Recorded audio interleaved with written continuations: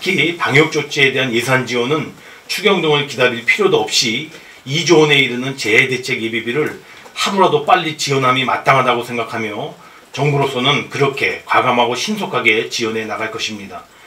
먼저 최근 며칠간 코로나19 확진자가 급증하고 경보 단계도 심각 단계로 격상되면서 많은 걱정을 하고 계실 국민 여러분께 송구하다는 말씀을 올립니다.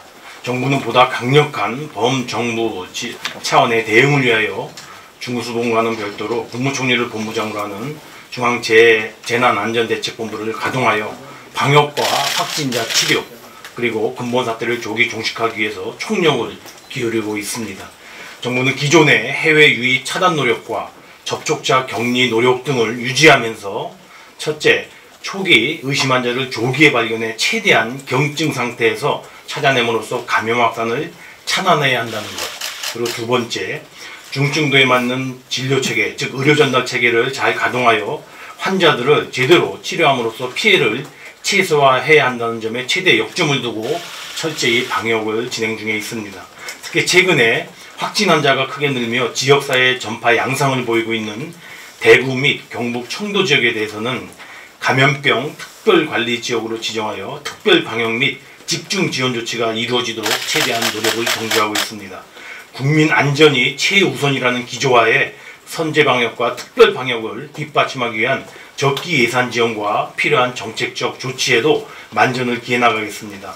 특히 방역 조치에 대한 예산 지원은 추경 등을 기다릴 필요도 없이 2조 원에 이르는 재해대책 예비비를 하루라도 빨리 지원함이 마땅하다고 생각하며 정부로서는 그렇게 과감하고 신속하게 지원해 나갈 것입니다.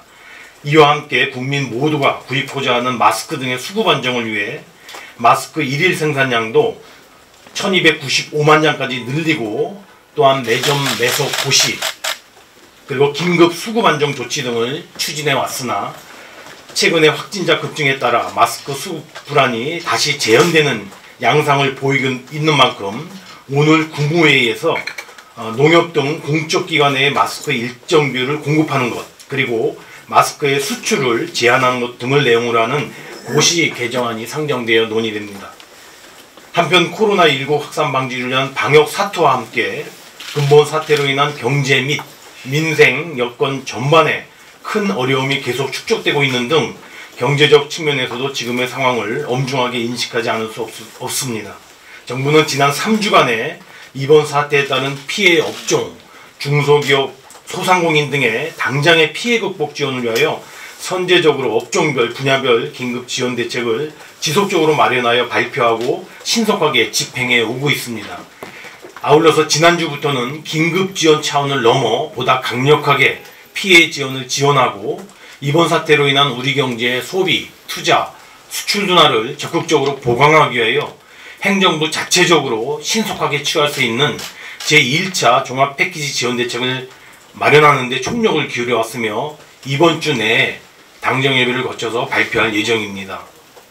그러나 앞서 말씀드린 바처럼 최근 며칠간 지역사회로의 전파 확산으로 확진자가 급증하고 심각 단계로 격상되면서 추경을 포함하여 재정에 보다 적극적인 역할 필요성이 더욱 커졌습니다.